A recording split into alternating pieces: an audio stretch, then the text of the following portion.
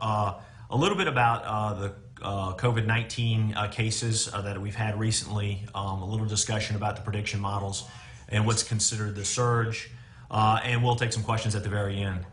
While we're waiting for people to join us, I'm going to start by saying there was a little bit of confusion last week when we had a discussion on the conference about the gestational age of the infant that died related to COVID-19. So I want to clear that up real quickly.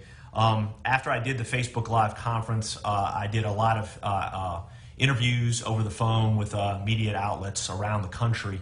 And one of the common questions that was asked of me, in general terms, is it possible for a infant born at 22 weeks gestation to survive, just in general terms, outside of the confines of this particular case? And so the answer to that is yes, it is possible. The statistics show us that the survivability of a child born between the gestational ages of 21 weeks and 25 weeks is less than 5%. So in normal circumstances, to be born that young, you certainly have an uphill battle with surviving, less than 5%. However, it's not to say that it's not possible. It is possible for someone born at that gestational age. Of course, the closer you get to a term delivery, greater than 36 weeks, up to 40 weeks, which is considered term, obviously your chances of survival are much, much greater. And having said that, I can report to you today that the COVID swab that was done on the infant has come back negative. However, this is still considered a COVID-related death, and I'm going to explain to you why that is in just a few seconds. So what does the negative swab tell us? The negative swab confirms to us that there was not any vertical transmission from the mother to the infant. There are certain viruses and diseases that we are aware of. An example of one would be HIV, that can be vertically transmitted from mother to unborn child. We don't have a lot of data about COVID and how it relates to vertical transmission. The CDC thinks that it's not a vertically transmitted virus, and certainly this case proves that they are potentially correct in that idea that there's no vertical transmission. Having said that, I know a lot of people are still like, well, if the infant was negative for COVID, how is this a COVID-related death? And you have to understand it's a COVID-related death because of the intimate relationship between a mother and her child. As the child is in the womb, it is relying 100% on the mother to provide the things it needs to sustain its life. One of those most important things is oxygen. As the mother breathes in and breathes out, oxygen that goes to her lungs and then travels through her circulatory system and eventually ends up providing oxygen to the infant. And it's because of that relationship in this circumstance, in this case, why this is a COVID-related death. If we talk about the immediate cause of death of this child, it's extreme prematurity. It's because the child was born at such an early age. But you have to ask yourself, why was there extreme prematurity? And the answer to that question is because the mother went into preterm labor and delivered the child prematurely. But she did so because she was in a hypoxic state related to being COVID positive and being on a ventilator. So it's that sequence of events that makes this a COVID-related death because of the intimate relationship between the mother and child and how that translates to the death. Some other comments and concerns have been expressed to my office about how people feel that it might be disrespectful or distasteful for us to talk about such morose topics as death. Obviously, as the coroner of East Baton Rouge Parish, I'm charged with investigating those deaths. But there's another thing that you may not be aware of, is that Louisiana law requires me to release this information. So regardless of even my own personal feelings of whether it should be released or not, I have no choice under Louisiana law but to make this information public. I certainly attempt to do so in a very respectful manner. I try to limit the amount of information to what is required to me by law. I try to protect the families who are certainly going through some very tough times grieving right now. We talk to the families every morning when we get to the office. We call the families and inform them of the information that we have at hand, even before we release anything to the public or even have this Facebook Live conference. So I wanted everybody to know we're in compliance with the Louisiana law. That's why we released the information, and we'll continue to do so. I'd like to share some general thoughts about COVID-19, specifically the pathophysiology.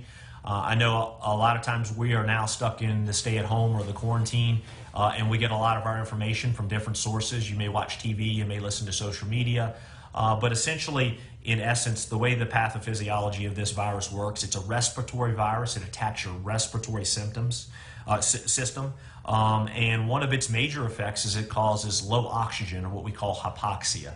So as the virus attacks your lungs, you are not oxygenating well. And of course, we know as humans, we need oxygen to survive. When we are not able to oxygenate very well, we have a mechanism in our body where our lungs begin to try to ventilate better, to consume more oxygen. An example of this be like when you exercise. When you exercise and you're using oxygen to exercise, you begin to breathe harder, you begin to breathe faster. And that's because your lungs are compensating for the need for more oxygen. This is similar with COVID-19. With COVID-19, you are hypoxic, you begin to need more oxygen. Therefore, your lungs begin to work harder. They work harder by breathing faster, by breathing harder. And eventually the body can only do so much, and that's where we have medical interventions such as ventilators, where we begin to ventilate the body for you, ventilate the lungs to try to help with this hypoxic state. And so that's where, that's in general terms how the pathophysiology of this disease works. Now there's a lot of other components to the disease that have to do with the lack of oxygen and how it affects other parts of our body, such as our brain, our heart, our liver, our kidneys. So we start to see other systems of the body be affected because of the virus. But it all starts with this respiratory insult that is related to hypoxia. Real briefly, we'll talk about the new numbers now. We have 63 East Baton Rouge Parish residents that have died as related to the COVID-19 virus. We are still tracking 2 Mississippi residents. By statute, I am required to track those. However, they will likely be counted in the overall numbers that are be published by the state of Mississippi. We've seen a lot of prediction models out there. Currently, it is March the 13th. And they had predicted, April 13th, and we had predicted at this time that we would be in what they refer to as the surge, when we'd see the majority of issues, people needing hospitalization, people needing ventilation, and then seeing the death numbers rise. I can report to you over the past several days, we have seen very high numbers, the highest numbers in a 24-hour periods since Thursday, Friday, and then over the weekend. A lot of people like to say, well, are we done with the surge? Is it over? We really won't know that information until we're beyond it. And we look back and say that's when the surge occurred, between one date and the next. So we won't know that until it's done. I certainly share this with you because I believe we're in the midst of it now, and the potential is that we'll be coming down on the backside of the slope of this crisis here shortly. And in doing so, what we have to remember, it's probably the most important thing to remember, is not to be complacent when it comes to our quarantine and our stay-at-home orders and our social and physical distancing. And the reason for that is because we can always have a second spike. If we release our guard too soon, ultimately we end up having another spike in infection, which of course could potentially overwhelm the system, could cause more hospitalization, could cause more people getting ill, more people dying. So we have to be very cautious when it comes to that. And we'll be monitoring it closely. So that is my report for this morning. Certainly would welcome any questions, and we'll watch them come up on the screen and try to answer them the best we can. So if you have got a question, please send it to us. If we miss your question, I apologize. They sometimes happen very quickly, but we certainly try to go back and answer them through Facebook after the presentation.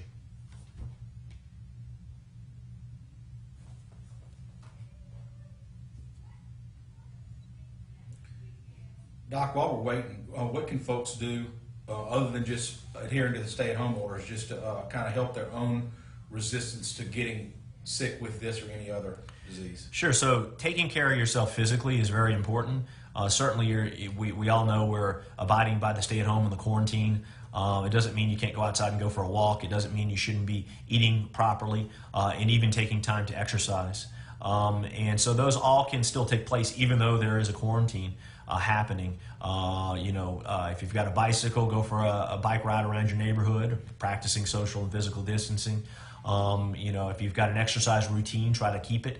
If you've got a general regular routine, I know you don't get up, most of us don't get up and go to work because of the quarantine, but it doesn't mean that you can't get up and have a semblance of that routine at home. Certainly, it's very challenging, obviously, to avoid repetitive trips to the refrigerator and over snacking because it's available, and we find ourselves sometimes bored. But certainly, be cautious of that in trying to maintain a good routine at home as best as you can. I've also said in the past on these conference calls is to make sure you check with people, give them a call, check your neighbors, especially the high-risk population, anybody elderly with chronic medical illnesses. Make sure that you can they get the things they need. They may need help getting to the grocery store, and you can do that for them. I saw somebody ask the average age range of those who have died. We'll go back and we'll tabulate that, and we can answer that through the feed after this. So somebody asked a question about doing an autopsy. An autopsy in these cases has not been necessary. We know prior to death the clinical course of their illness that is then confirmed with a positive nasal swab. So we have not had the necessity to do an autopsy in these cases.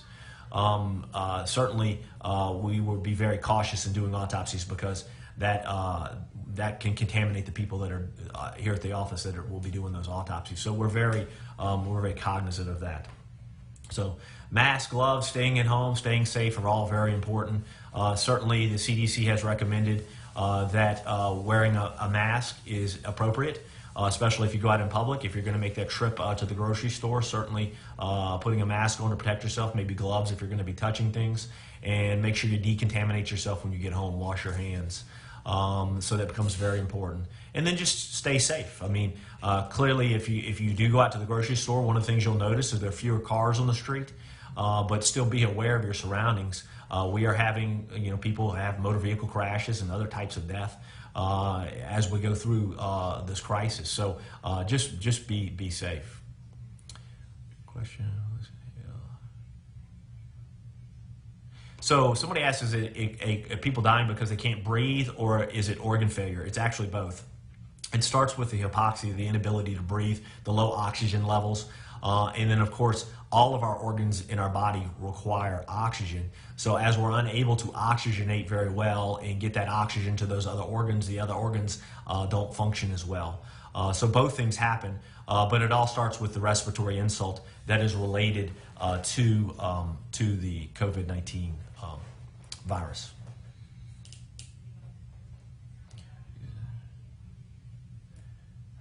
Unfortunately, I can't read the rest of the question there, but I'll have to get back to that one. From Heather.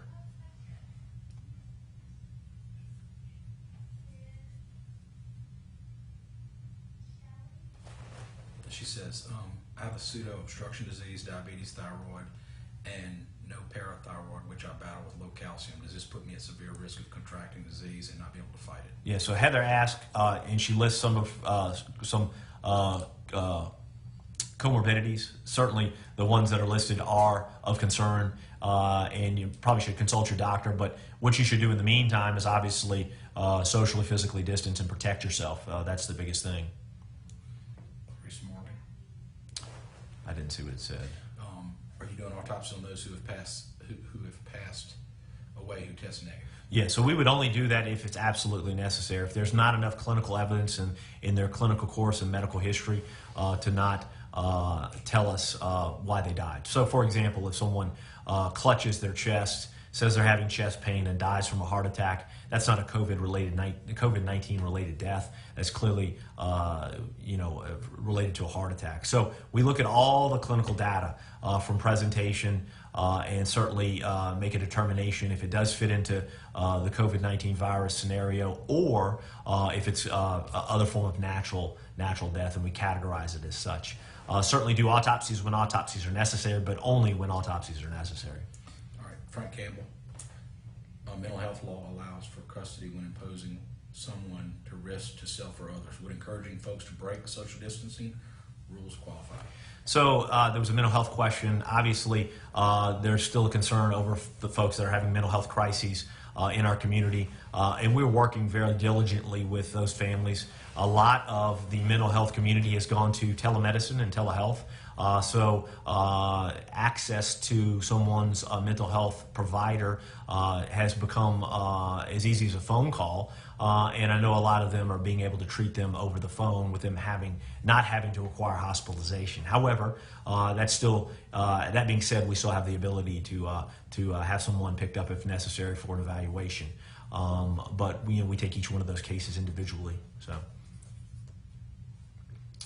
So when it asks if a person's test is inconclusive, meaning that let's say they have a negative COVID test, what we would do in that circumstance is we would look at their clinical presentation. And these are guidelines that have been set down by the CDC that says if they meet a clinical presentation that is consistent with someone that would have COVID, then you can still call it a COVID-related death. Now, that should be a rare circumstance. Really, we are calling things COVID-related deaths or COVID deaths when we have a positive swab and their clinical scenario or their clinical condition is corollary with a respiratory illness. It would be a very rare circumstance that we would call it a COVID-related death, but they would have to have a clinical course that was consistent with COVID and a negative swab. There might be the potential that we would list that as a COVID death, but it would be very, very rare. So how long does the virus live in the deceased? That's an excellent question. We don't know. And we don't know because this is such a novel and new virus, we don't have any idea. So we are taking extra precautions, specifically my office as well as the hospitals, as well as the funeral services when we deal with the decedent's body, ensuring that we're using universal precautions, wearing gloves and masks, because we don't have any clear guideline for understanding how long the virus would live. So most viruses can live, the other viruses that we encounter can live 5 to 7 days in the body, but we just take precautions with everybody we encounter, specifically the COVID-19 folks. What are the funeral requirements and restrictions for COVID victims? So on two fronts. Number one, the funeral homes are now requiring using personal protective equipment or PPE in dealing with the COVID-infected bodies for their transport.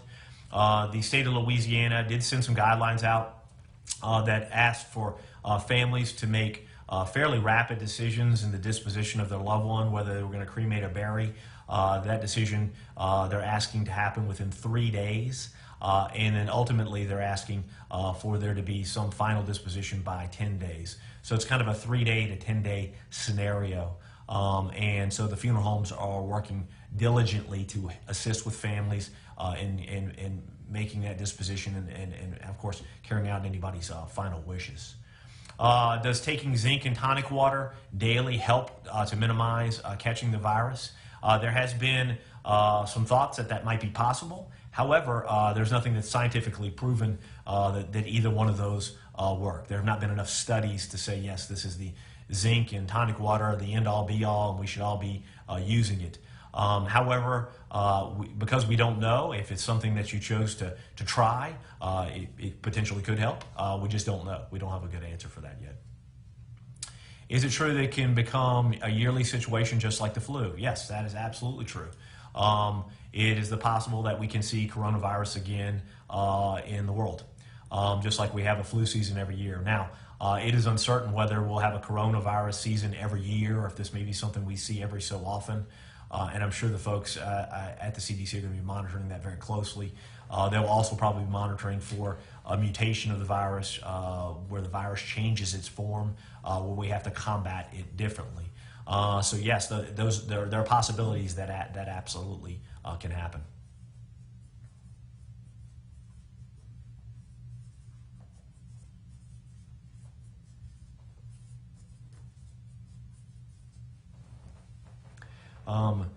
If the mother had the flu, would the infant death be flu related? Yes, that's an excellent question, whoever asked that. Yes, so if the mother's flu caused her to have hypoxia, respiratory depression, and that translated to the premature delivery of a baby who died from extreme prematurity, the same scenario I just discussed, yes, it would be a flu-related death, absolutely. And so the circumstances in this case would be very similar because it was a COVID-related death. That was a good question. Why is hypertension such a high underlying condition with the virus? From a cellular and molecular level, there are certain cells in the body, cells in the lungs, that are related to this phenomena that have to do with hypertension and oxygenation and related to the respiratory system. And it is believed that the virus, among other things, can affect the way these cells function. So that's why hypertension is considered a comorbidity. Oftentimes with hypertension comes the diagnosis of diabetes, which, as we know, is another comorbidity. And then a third comorbidity might be underlying lung diseases like pulmonary fibrosis, chronic obstructive pulmonary disease, or COPD. And then, of course, age is a common denominator in a lot of the individuals that we're seeing. And it's because the older population tend to have these comorbidities that we've just discussed. Thank you for thanking us for what we do. We're happy to do it. This is our job, but we really it's challenging. It really is. We're not only dealing with the deaths we normally deal with in this community, but working along with COVID-19 deaths and the families as well. Tell Gary I'll get the numbers and put them up. We're going to put the numbers back up there For Gary for Gary. I know you asked a second ago. I apologize. We'll get back to that question. Did you see Leah's question? Yeah, could you talk more about the trends we're seeing in Baton Rouge deaths, how long the current surge is expected to last, and when we might see the numbers decrease? So Leah asked a question about the surge. We don't know how long the surge is going to last. I think we're in it right now. We won't know that it's over until we start looking at the data and see that the numbers have now started to decrease. And we can, in that way, we can look back retrospectively and say what they are. It is we have to look at it backwards to kind of say that we're out of it and on the downside of the slope. But I think we're in the surge as we speak.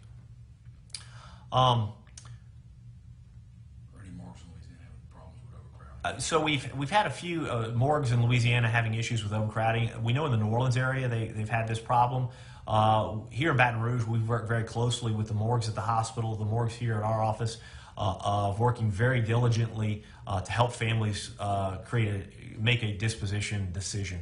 And it tends, when they make that decision fairly rapidly, whether it's burial or cremation, that we can make that happen in short order and thus relieves the stress and strain on the morgue capacity. New Orleans, I think, has had some challenges with this, but I'm sure they're working through it much like we are.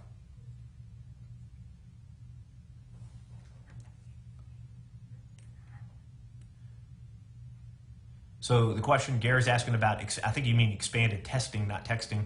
Yes, of course. I think, if you've got symptomatology, we should test you to find out what you have. It does two things. Number one, it lets the individual know that they are potentially infected.